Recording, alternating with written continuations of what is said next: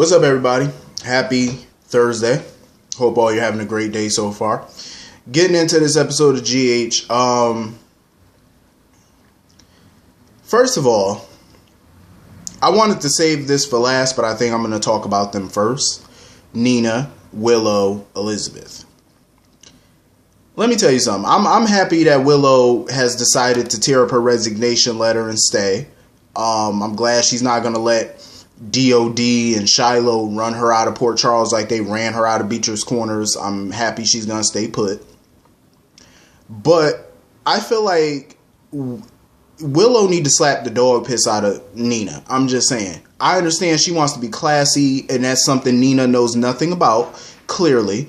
Nina knows nothing about class and being couth, and, she's just so uncouth. Like, for her to sit there and have her little smart remarks about Willow and stuff like that, talking about her and Elizabeth sitting there looking like, what'd she say? Two porcelain dolls having a tea party. It was a little funny, but and you could tell when Valentine laughed, that was a real laugh. That wasn't just the character laughing. I could tell that was the actor laughing. But Nina is so trifling, like petty. In my opinion, Nina needs to grow the hell up. I'm just saying, like, grow up. You are 50, whatever your age is, and it's like you're acting so childish, so petty towards this woman who's doing nothing but telling you the truth about your stepdaughter. Notice how every time Willow tells them something about Charlotte, Nina goes on the defensive. Nina's with all the rah-rah and all the hoopla, but Valentine is the one who's never acting crazy. He's sitting there, he's quiet most of the time. He's trying to talk to the teacher about it. You want to know why he does that? Because he knows his child. That's why he does that. He knows his daughter. That's why he's not disputing. Notice how a lot of times he does not dispute a damn thing that Willow says about Charlotte. He's not disputing it because he knows his daughter. He knows what she says about his child is true. He can see it. He's not blind. You know what I'm saying? He knows that. Nina is very over the top, very difficult to deal with. That's why I say I get it. She's a step parent, whatever, but you have no room to, you shouldn't even be in those conversations. You know what I'm saying? The only reason why you're there is because Lulu doesn't have a problem with you being there and Valentine don't have a problem with you being there. But it's like, if you're going to keep acting ridiculous and, coming for this teacher every time she tell you something new about Charlotte, then you don't need to be a part of the conversation. I'm just saying, like, she really doesn't, because it's getting ridiculous at this point.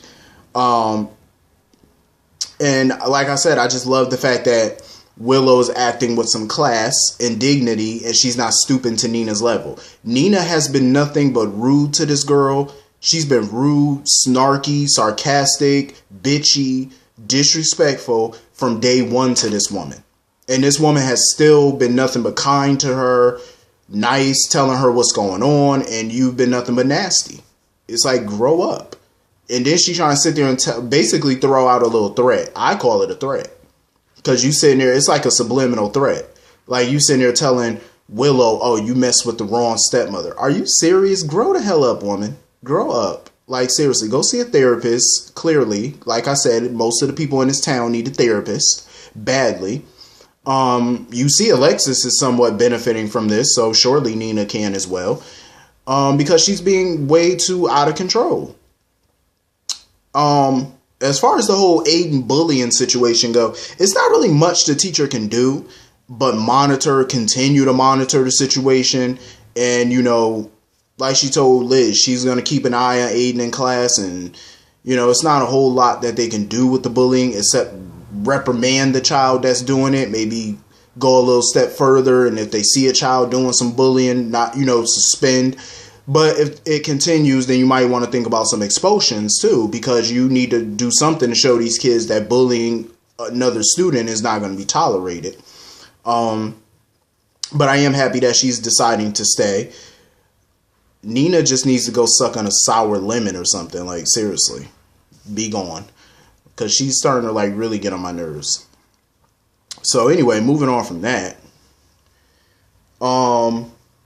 Dante, wow. So this fool, sitting at the bar at the Metro Court, and Carly coming over talking to him and stuff, and, Jason was talking to him. He just snapped into that whole brainwashing, you know, I gotta complete the mission, and he's grabbing a knife, and Jason was like, whoa. Jason had to grab him, like he had to grab his hand and stuff like that, because they was kind of wrestling over the knife. I was like, wow. Even Carly had that what the fuck look on her face. Carly was like, what the hell just happened? I ain't gonna go too much into detail about Carly and Jason's conversation, because it really wasn't much after Dante left. It was just the two of them talking about DOD and the Shiloh mess and Jason getting arrested. That's pretty much it. I'm happy that Dante reached out to Anna, because, you know, he trusts Anna. He's more comfortable talking to Anna, especially about something like this. Because Anna thought that at first that it was just PTSD with him, but it's more than PTSD. He's been brainwashed, and he knows it. He knows he's been brainwashed. And I felt like that too. See, at first I'm thinking that he needs to see a therapist, but I feel like he needs to see a therapist mainly for the PTSD. But that brainwashing shit, that's beyond a therapist. Like, I think that's beyond anybody in Port Charles can help him with. I don't think anybody in that town can help him. And that's the reason. You know what's funny? I didn't know Raj was into brainwashing. I'm just thinking that's more Helena Cassadine's type. You know what I'm saying? But Anna told him about a place in Wales, an estate in Wales that she went to before. And it's like a rehabilitation center. It's like rehab. And they can deprogram him basically. But they're going to get all up in his psyche and stuff like that. You know what I'm saying? But it's a good place for him to be, because they can really do some good and help him and get that brainwash out of him. You know what I'm saying? Like, they deprogram. So I'm happy that Anna told him about it. The problem is he has to leave immediately. See, that's not going to be an easy conversation for Lulu. I actually feel bad because, you know, her husband's been gone for months. She just got him back. He's going through a lot, trying to, you know, readjust and get back into the normal routine of his family. But now he has to do the hard thing and tell her that he has to leave again. And this time he probably doesn't know how long he's going to be gone again. Probably another few months. That's going to be hard on her. It's going to be hard on Rocco. You know, he hasn't seen his dad for months, and he only had his dad back for maybe a day or two. And now you're talking about you got to leave again. So I definitely feel bad for them, you know. That's a hard thing. But at the end of the day, Dante has to do what he got to do to get back right mentally. You know, because Chase and Jordan want him back at the PCPD, you know, thinking that he going to just jump back into the job immediately. I'm like, no, that man's been through a lot. You know, he needs some time. So, like I said, I'm happy that Anna was there to help him. It just sucks. You know, I wish I'm on the fence about a recast for Dante, because I feel like Dominic Zaprania has put in his work with the show for 10 years. You know, he's been on the show since 2009. So he put in 10 years worth of work, or close to 10 years worth of work. But I can see them recasting the role, but then again, I kind of don't want them to. But it's a iffy situation though. You know, because Dante would never leave his family for months at a time and stuff like he would never. You know, because he grew up without a dad, obviously. So he would not want Rocco to grow up the same way as him. You know, that's not what he would want. So it's kind of hard, you know, to figure out what they want to do with the character. I'm on the fence, like I said, 50-50 with me. I mean, if they do choose to go with a recast, I wouldn't be upset about it. You know what I mean? I wouldn't be. But it's just hard to see Dante leave and be gone for an extended period of time when we all know he would never just just abandon the family like that. That's not his style. So it contradicts the character beliefs. You know what I mean? So anyway, moving on from that. I love the little chat that Robert and Finn had. I like their little bromance of sorts that they have. Because whenever Robert comes to town, him and Finn are hilarious together. But this was more of a serious conversation. Because Finn knows that this whole memory thing is messing with Anna, like it's getting to her. I mean, but honestly, who wouldn't it get to? You know what I'm saying? Like if I went through some memory stuff that she's going through and I had somebody else's memories and I didn't know which memories were mine, it would get to me too. So I definitely understand that. You know what I mean? How could it not get to you? You know, you don't know what memories are yours and what's not. You don't know. Because Anna wants Robert to go out of town. She wants him to go to London and check up on this scientist who was killed in an ambush thanks to Alex or whatever. So she wants to check out that story and find out whatever he can about that guy and about that incident. But you could tell though that what Alex said to Finn is getting to Finn about Anna wanting more and how basically she's just going to up and run and, you know, her work comes first and stuff like that is getting to him. That's why he wanted to talk to Robert, because he wanted to get some insight into Anna. Because, you know, if he talked to Anna about it, more than likely he's not going to get a straight answer. So, of course, you got to go to Robert, because Robert knows Anna obviously very well. And Robert ain't going to lie to you.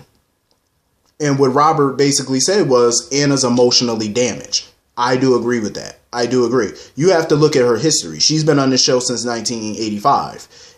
Even little tidbits of information that we got prior to her coming on the show. Like, this woman has been through a lot in her life. You know, a lot of emotional ups and downs, you know, just an emotional roller coaster. That's why a lot of her relationships have not lasted. You know what I'm saying? Like, she's been through quite a few romantic relationships, and a lot of them have not lasted. You know, this woman is emotionally damaged goods. You know, I hate to use that word, but it's true. You know, I think Anna could benefit from some good therapy too. You know, with all that she's been through. You know, therapy is nothing wrong with it. Especially when you've been through some shit in your life. You know, she could use it and benefit. But I think she's really into Finn. I think she is.